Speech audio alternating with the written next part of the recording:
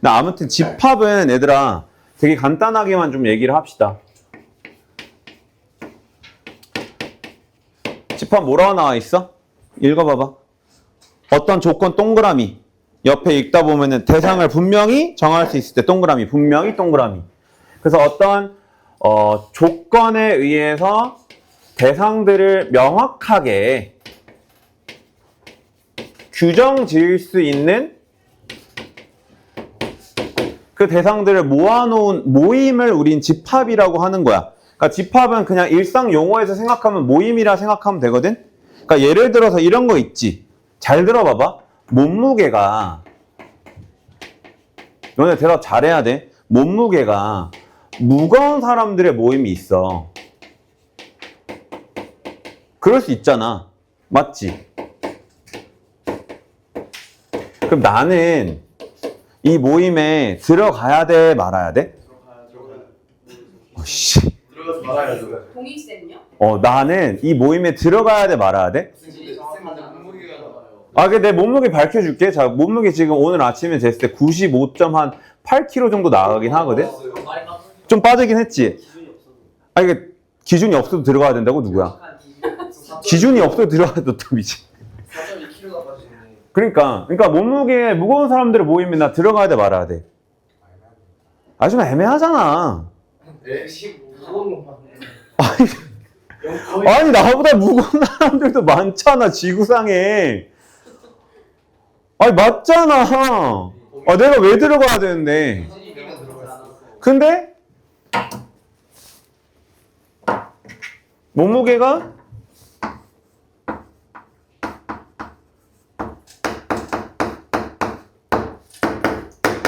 이렇게 조건이 좀 바뀌어서 그럼 나 여기 들어가야 돼, 말아야 돼?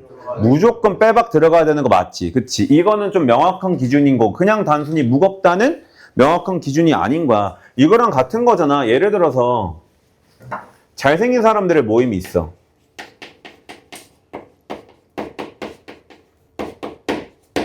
그럼 누구를 좀 나락으로 보낼까? 이종혁이 여기 들어가야 돼, 말아야 돼?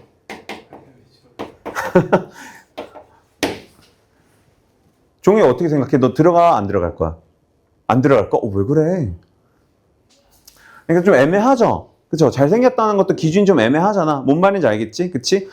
그러니까 기준이 명확하게 있어가지고 그 대상 하나하나를 규정 지을 수 있을 때 우리는 그거를 집합이라고 하는 거고 그 대상 하나하나를 뭐라고 부르냐면 원소라고 불러요. 원소. 그러니까 수학적 표현으로 좀 해볼게. 그러니까 예를 들어서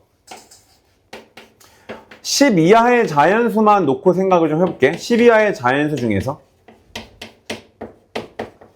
짝수의 모임이라고 했어. 그럼 요거는 기준이 상당히 명확한 거 맞니? 맞아요? 2, 4, 6, 8, 10이 있잖아. 그러면 2, 4, 6, 8, 10을 요 집합들의 원소다라고 얘기를 해주는 거야.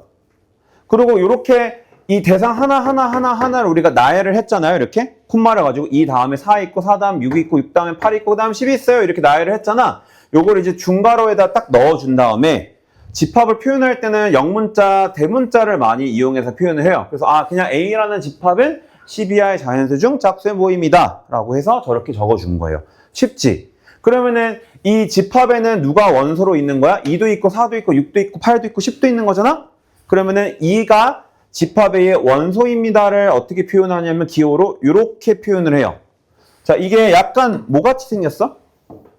2같이 생겼죠? 그러니까 원소가 영어로 혹시 뭔지 아는 사람? 엘리멘트예요, 엘리멘트.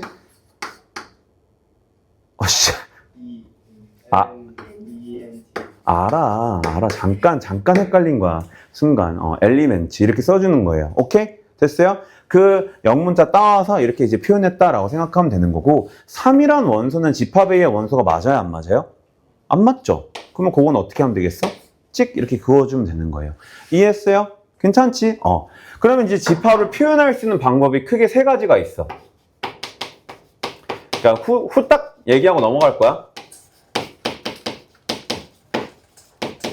3가지 방법이 있다고, 크게. 자, 첫 번째가 뭐냐? 방금 이렇게 하나하나 나열하는 방법인데 그걸 원소 나열법이라고 얘기해.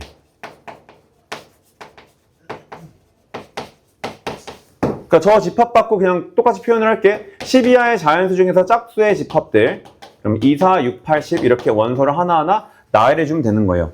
자, 두 번째는 조건 제시법이라는 게 있어.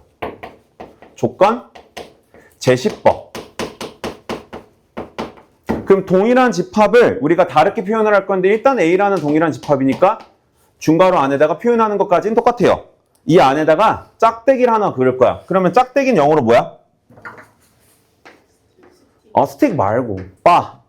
그래서 모, 바, 모. 그 바의 오른쪽에는 원소들이 만족해야 되는 조건을 서술을 해주는 거고 바의 왼쪽에는 원소의 형태를 표현해 주는 거야.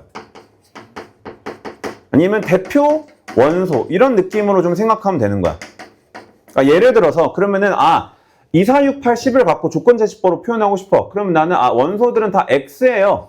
그럼 이제 X가 뭘 만족하는지에 대한 조건을 바의 오른쪽에다 서술해 주면 된다 이 얘기야.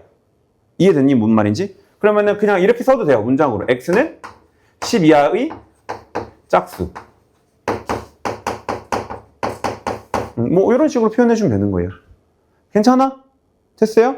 하나만 다시 연습해 볼까? 만약에 우리가 10 이하의 자연수 중에서 소수의 집합을 B라고 하겠대. 그럼 원소나열법으로 쓰면 뭐라고 쓰는데? 빨리 불러봐봐.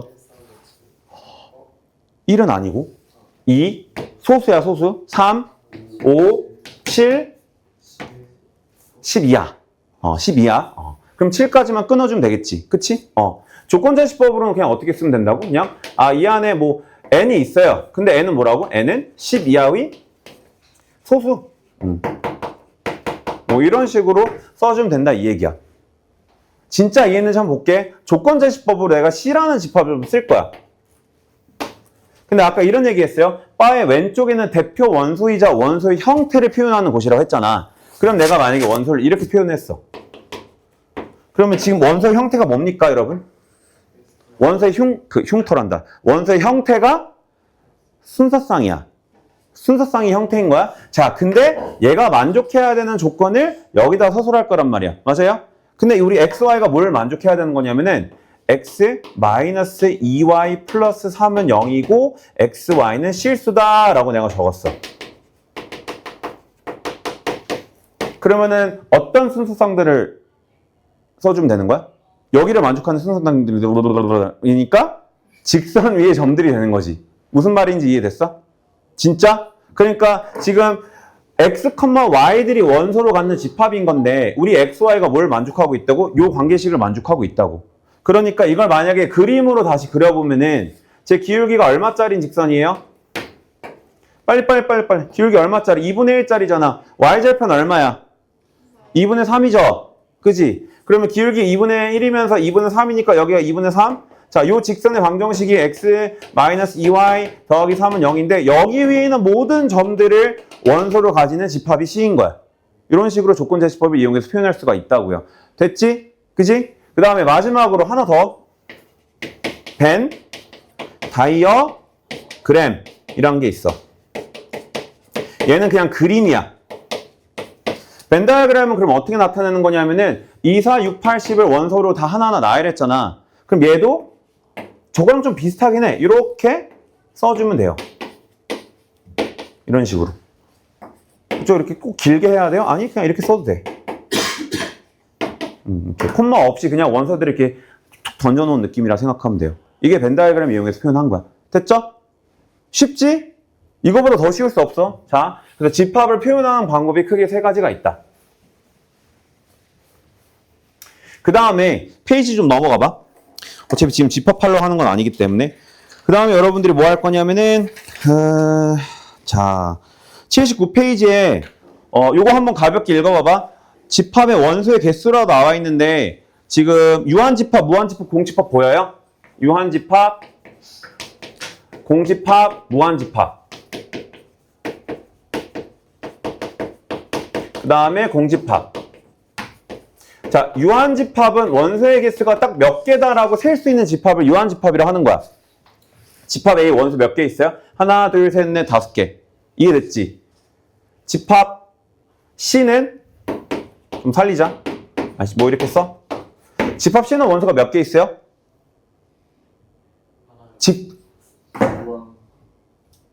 이 직선 위에 있는 모든 좌표들이 C의 원소라고.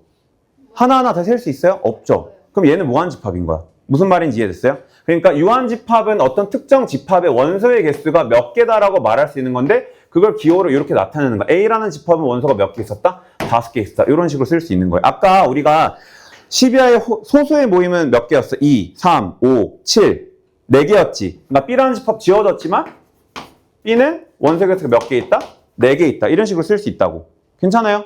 근데 무한집합은 우리가 특정 집합의 원소의 개수가 몇 개이다라고 나타낼 수는 없는 거야. 얘는 그냥 말 그대로 무한한 거야. 셀 수 없음이야. 자, 공집합은 뭐라고 생각하면 되는 거냐면은 어떤 집합이 있는데 예를 들어서 내가 D라는 집합을 이렇게 표현해 볼게요. D라는 집합은 조건제시법으로 나타내 보면 X는 2보다 작은 소수라고 했어. 그러면은 2보다 작은 소수 있어요, 없어요? 없죠. 무슨 말인지 이해되지? 2보다 작은 소수는 없단 말이야. 그러면 D라는 조건을 만족하는 원소는 없기 때문에 얘는 원소의 개수가 몇 개야? 0개인 거야. 원소의 개수가 0개인 집합을 우리는 공집합이라고 얘기를 해주는 거야. 근데 그걸 기호로 어떻게 나타내냐면 이런 식으로 나타내 주는 거야. 됐나요? 괜찮아? 오케이. 페이지 한 번 더 넘어가 봐봐. 자, 요거까지만 하고 이제 함수로 갈게. 지금은 괜찮지? 이거 무슨 얘기인지 다 알겠지?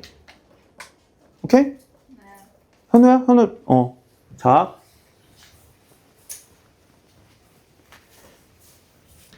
집합 2개가 이제 있는데, 예를 들어서 A라는 집합이 12하의 자연수야. 그냥 다 적을 거야, 이렇게. 그 다음에 B라는 집합이 있는데, B라는 집합은 2, 4, 6, 8, 10 이렇게 5개의 원소를 갖고 있는 집합인 거예요. 그럼 얘는 12하의 짝수 집합인 거고 얘는 그냥 12하의 자연수 집합이 되는 거야. 근데 잘 생각해보면은 B라는 집합의 원소는 다 어디에 포함되어 있어? A라는 집합의 원소에 다 포함되어 있죠. 그걸 이렇게 표현할 수 있지. 어떤 X라는 원소가 B의 원소이면 그 X는 모두 만족하고 있어? A의 원소이다를 만족하고 있지. 그럼 모든 원소에 대해서 이 조건을 만족하면은 우리는 이걸 이렇게 표현하는 거야. B는 A의 부분 집합이다. 이렇게 표현을 해주는 거예요. 됐어요? 그래서 기호로는 어떻게 나타내는 거냐면 그냥 이렇게 나타내줘. 그래서 약간 부등호 방향 생각하면 되는 거야. A라는 집합, B라는 집합을 먹고 있는 거니까 더 사이즈가 큰 집합인 거잖아. 부등호 방향도 큰 놈이 이렇게 써주는 거잖아. 그치? 그러니까 얘가 갖고 있는 원소를 얘가 다 갖고 있으면은 B는 A의 부분 집합이다. 아니면 A는 B를 포함한다. 뭐 이렇게 표현하기도 하고 기호로는 이렇게 나타낸다. 만약에 내가 C라는 집합을 하나 더 갖고 와서 좀 생뚱맞지만 11? 미안. 자, C가 A에 포함되는 거 맞아요? 안 맞아요? 이러면? 안 맞죠? 그럼 그건 어떻게 표현해 주는 거야? 이렇게 그냥 찍 그어주면 되는 거야. 그럼 C는 A의 부분 집합이 아니다. 이렇게 얘기해 주면 되는 거예요. 됐나요? 이 정도만 좀 이해하고 가자. 자, 그러면은 이제 다시 어디로 가냐면 함수로 갑시다. 페이지 136페이지. 집합은 이 정도까지만 좀 이해하고 있으면 돼.